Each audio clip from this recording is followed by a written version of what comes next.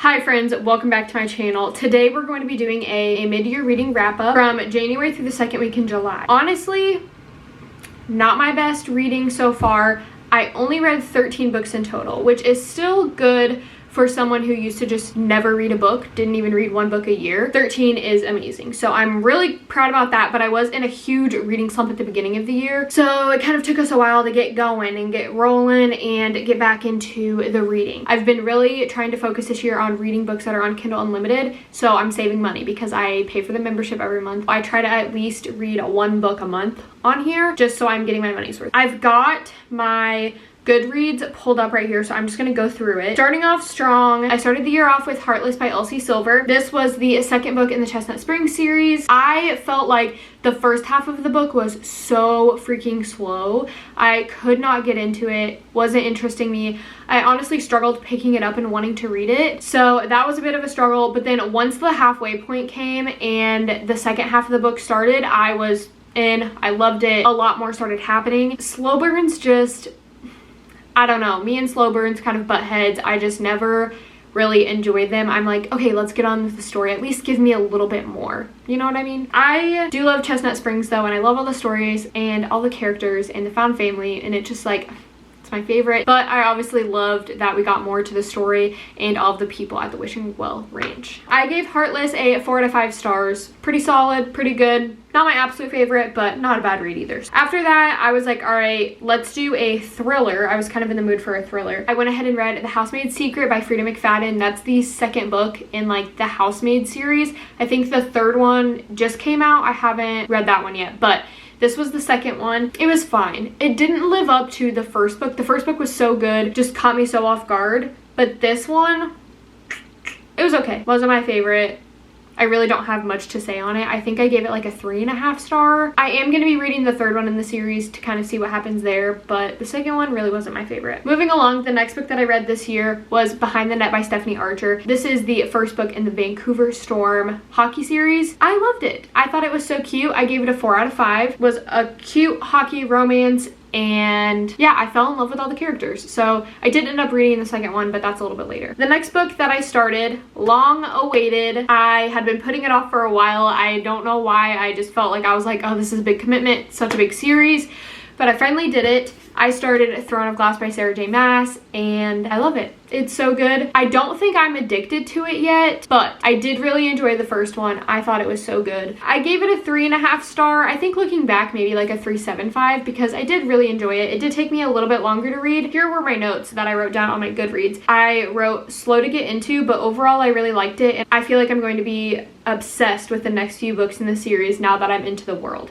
And I felt like it was around, like, I would say probably like 3.75. You know, you're just kind of learning the story when you start this. So the next book that I read was Wildfire by Hannah Grace. I love this series. It was such a cute little camp romance, college romance. I like these because there's a little bit of real life stuff in it, but it's also like kind of lighthearted romance. They're still young. They're figuring out their lives, figuring out family dynamics. I would recommend this one. I'm super excited to read Daydream, and I'm so jealous of everyone who got the arc of it.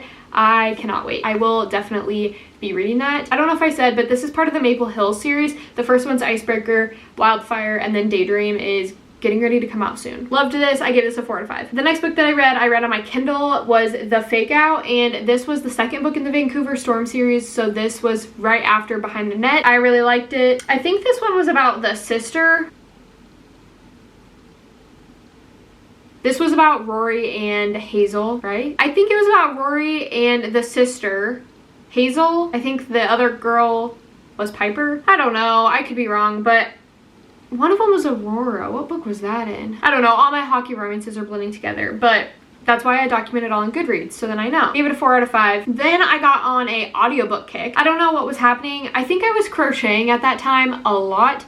So anytime I was crocheting, I had an audiobook going. So I listened to The Teacher by Frida McFadden. This one, I'm not gonna lie, kind of made me feel weird. Good, but still uncomfortable at the same time. I gave it a 3 out of 5. I will say that Frida McFadden books on audio form are really good. It's like watching a scary movie, but I don't know. You can just like feel the suspense while they're reading it, and when I'm reading it, I don't read it in that way. I just kind of like read the book. I don't know. They're voice actors, so like you can tell it's more exciting. And then after The Teacher, I went ahead, I was on a Frida McFadden kick. I went to The Inmate by Frida McFadden. This one, it was fine. It honestly wasn't my favorite. I'd listen to it a lot whenever I was on the treadmill or going on walks and stuff. And I think I liked this one the least probably of any of the Frida McFadden books that I've read. I don't know, wasn't my favorite, but I gave this a 3 out of 5. Then we moved along. I was kind of over my thriller kick and I wanted to get back into Throne of Glass, so I went ahead and picked up Crown of Midnight. This one I liked a lot more. I feel like when I started this, I was really getting into the story. You know,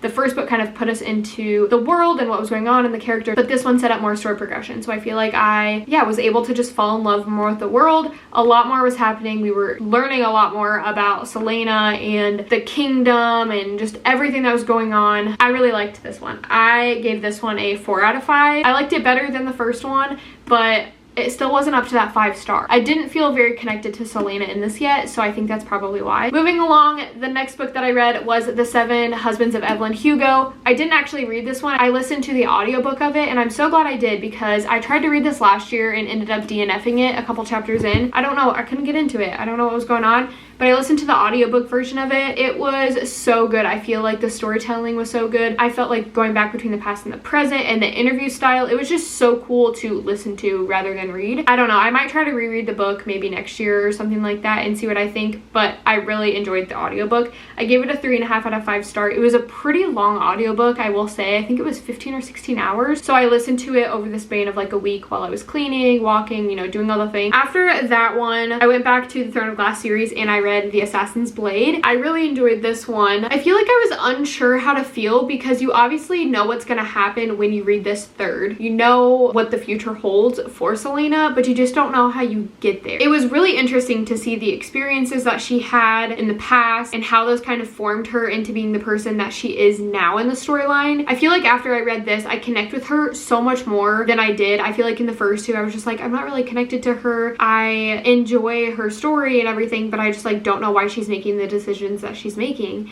And after reading this, I can kind of understand why, what she's been through. And I feel like the ending of this one hit so hard because I read the other two first. I kind of know what she's going through and how she is now. And so I can see how it's already impacted her versus if I just read this first, I feel like it would just kind of be like, oh, okay, that happened, but you wouldn't really understand the significance of it. I gave this a 4 out of 5. Again, I really enjoyed it. I think Crown of Midnight is still my favorite so far, but I did enjoy getting the background information on Selena. And I feel like once I start the next one, I am going to be so into the story because now I'm connected to Selena and I want to know what happens to her and where the story goes and how her life kind of is going to pan out because I can see where she came from and all the things that she's had to go through to get where she is. But I think we'll probably get back to the Throne of Glass series soon. Those are the only 3 that I've read so far. After that one, I was like, okay, you know what I'm feeling? A good romance. And it had been a while since I read a romance, and so I was like, you know what? I'm gonna go back to the Chestnut Springs series. I read Powerless on my Kindle. I was so excited when I found out that book 3 was about Sloane and Jasper. I think I was on page 20 and I was like, I'm sold. Jasper is the best. I'm a fan. Yep, this is what we want.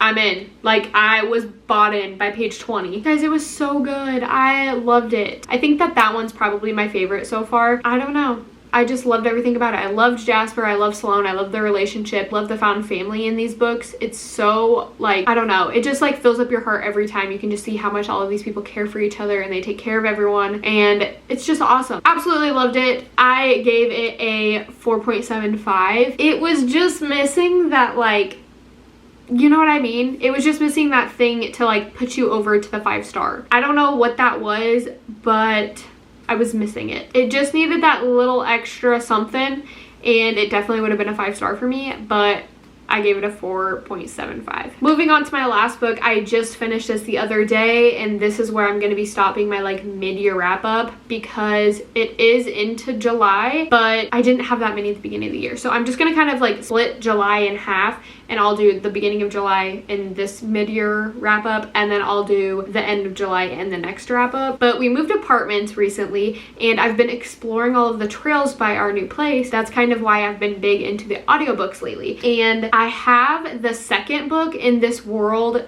and I had it on my TBR, and someone commented and said, hey, there is a book that goes before this, so read it first. You don't have to, but they were like, I would recommend reading it first. So, but I didn't have the book yet, and I really wanted to start it, and I saw that it was on Spotify Premium, so I was like, you know what, I'm gonna listen to the audiobook version of it, and that is Part of Your World by Abby Jimenez. It is the first book in the series. The second one is Yours Truly, and then the third one is Just for the Summer, I think. I have been listening to this as an audiobook. Finished it yesterday. Absolutely loved it. I don't know why it took me so long to read this or to like get into Abby Jimenez. I loved it so much. It was such a sweet story. The romance was perfect. It all came together very nicely. I really enjoyed her writing. I feel like her writing really pulled me into the story, and I felt like I was there. Sometimes it just feels like you're just like reading about what's happening somewhere else, but this really feels like you're there in the moment with them, and I really, really love that. I gave Part of Your World a 4.5 star. Listen to it, like I said, listen to it on audiobook. Absolutely loved it, and I can't wait to continue the series because it's just so cute. I loved it a lot more than I thought I would. I don't know why I didn't think I was gonna like it. I hadn't really heard much about it before,